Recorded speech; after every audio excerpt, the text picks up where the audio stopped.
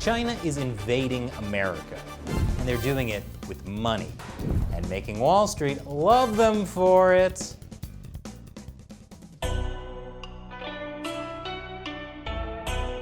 Welcome to China Uncensored. I'm Chris Chappell. The Chinese Communist Party has spent years infiltrating liberal democracies around the world, and one reason they've been so successful is their use of elite capture.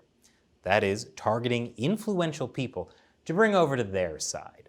One of their main targets for elite capture is business leaders, and it's really worked out well so far.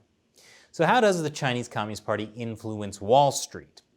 Joining me today is Professor Clive Hamilton, the co-author of the new book, Hidden Hand, exposing how the Chinese Communist Party is reshaping the world. Clive, it's great having you on the show again. Good to see you, Chris. So the Trump administration has used some harsh language to describe Wall Street's relationship with China. Trade advisor Peter Navarro called them globalist billionaires and unregistered foreign agents. Do you think that's too extreme? Well, it's certainly strong language, but as we detail in our book, Wall Street globalist billionaires or top executives have developed close relationships with top Communist Party leaders over many years. And so when senior Communist Party leaders arrive in the United States, for example, to undertake trade negotiations, the first thing they do is meet with these top globalist billionaires from Goldman Sachs and JP Morgan and BlackRock and so on.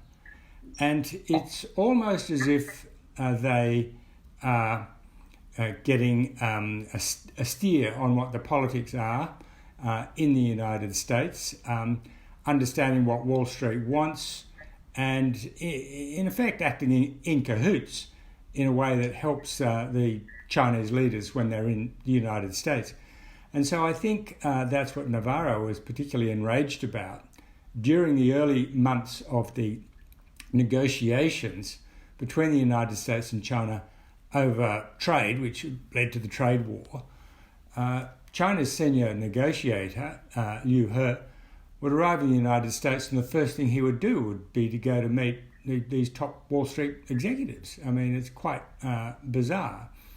And so when we look at the history of this, going back 20 or so years, we see that whenever a United States president, from George W. through Clinton to Obama, has attempted to do some kind of pushback against China's cheating on trade or investment, Wall Street mobilizes its forces and persuades the president or the advisors that, or indeed Congress, that this would really not be a good idea.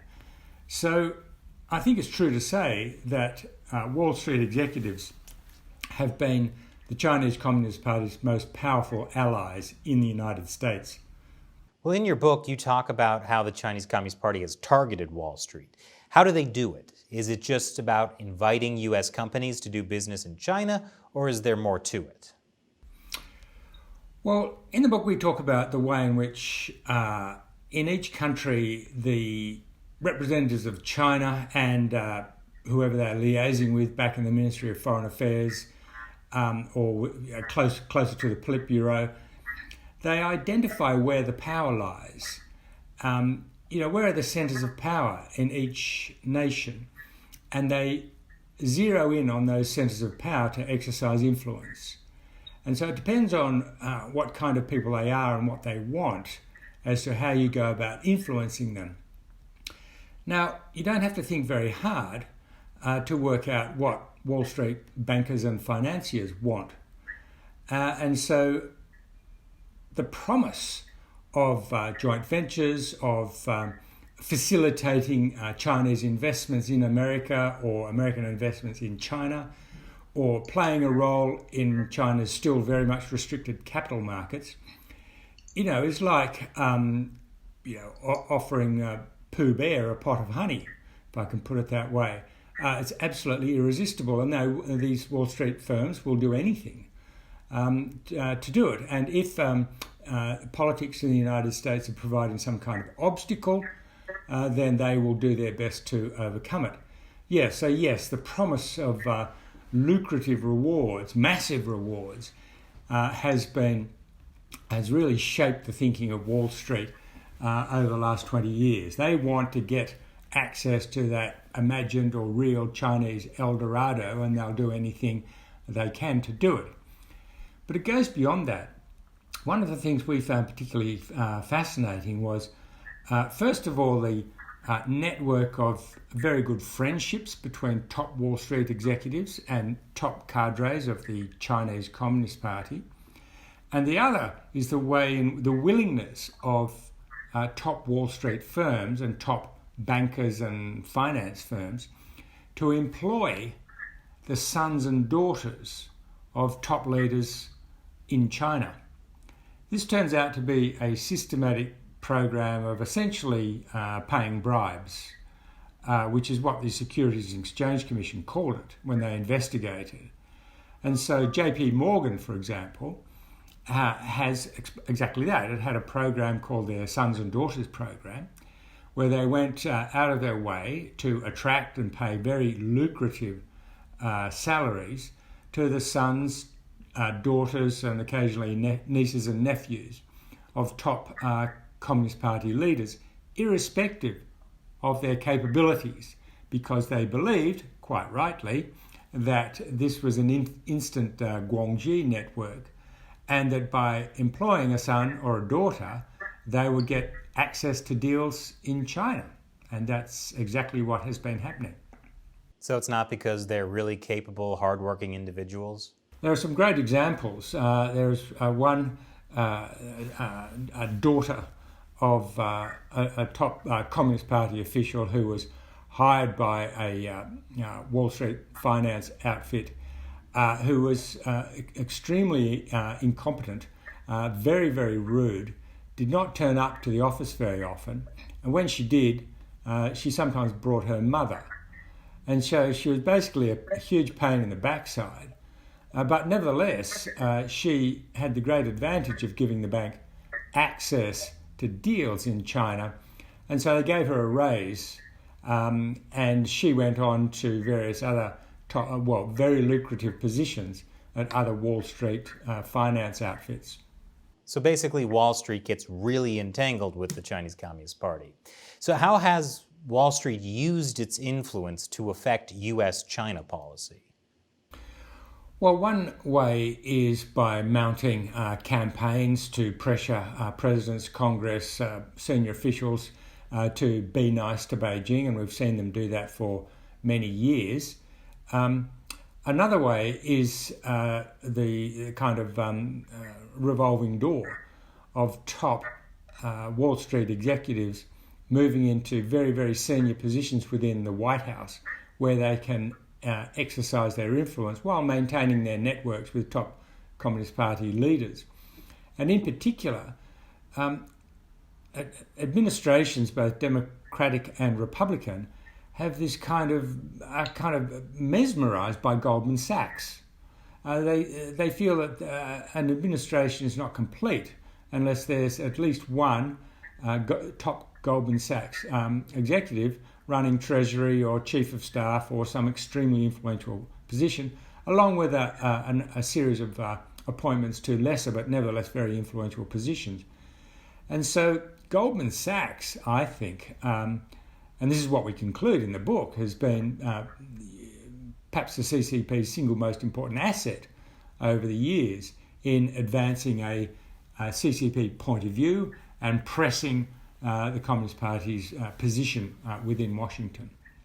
Now, I've never known the Communist Party to stab its own allies in the back, but do you think someday they might turn on Wall Street? Well, was it Lenin who said the capitalists will sell us the rope with which we will hang them? I think it was, perhaps one of those apocryphal quotations. So yes, I mean, Beijing wants China to be the dominant global power, and that means eventually displacing the dollar with the renminbi and making Shanghai the global financial capital, displacing Wall Street and the City of London. That's their long-term objective, and they will pursue it ruthlessly if needs be. And if that means sending their Wall Street friends broke, so be it. It's more likely that their Wall Street friends would go and work in Shanghai instead. But yeah, that's their ultimate objective. It's a long way off, but they're certainly making significant early strides in the internationalisation of the renminbi, putting pressure on nations and international financial institutions and organisations to internationalise the renminbi. In other words, make it a currency that is normally used in international trade. Well, the U.S. government's China policy has changed a lot under the Trump administration. How has Wall Street taken it? Well, they're very unhappy. What clever lobbyists do when they realise they've kind of lost the battle is they attempt to shape the way the battle then is subsequently fought, and that's what Wall Street has been doing. But the problem is, as you suggest, Chris, the landscape, the political landscape in the United States has changed very substantially, as obviously.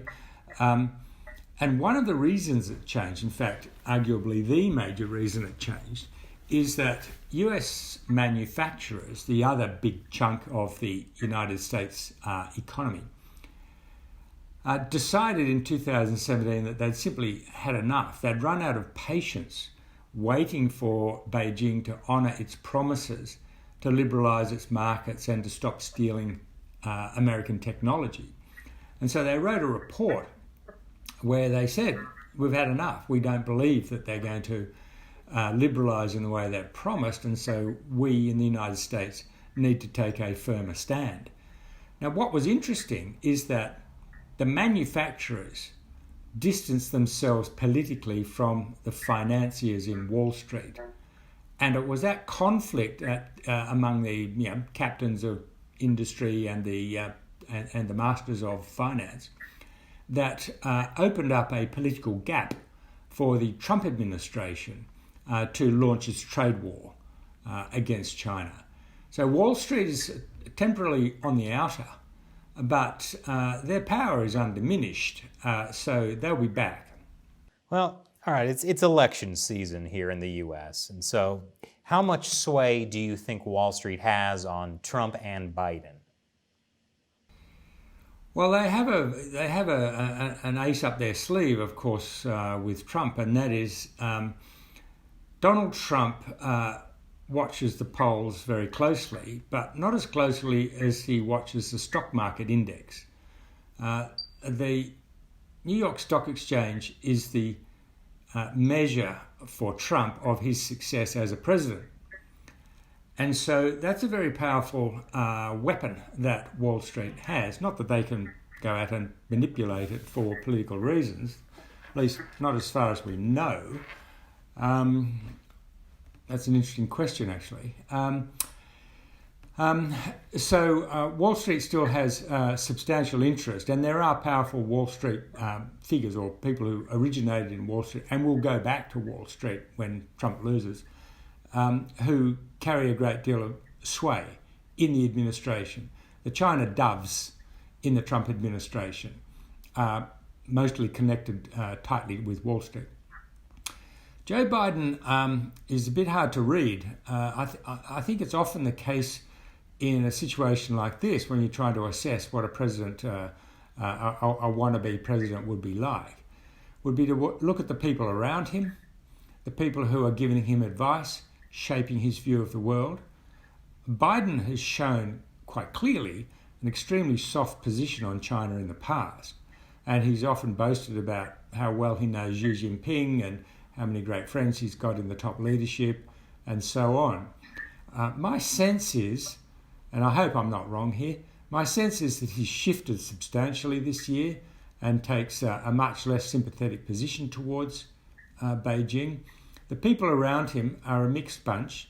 Some are keen to push back and to carry on broadly with the Trump resistance, if we can put it that way, whereas others still operate under the old settlement, the old view that, well, if we're nice to China and encourage them into the global economy, then suddenly they'll discover how wonderful liberal values are.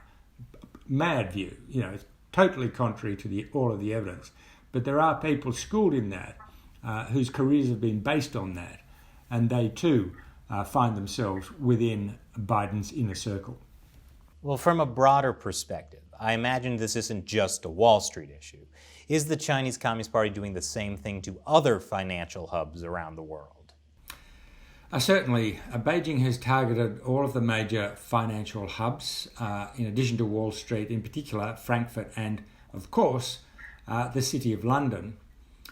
And they've done it in somewhat different ways. I mean, the big financial institutions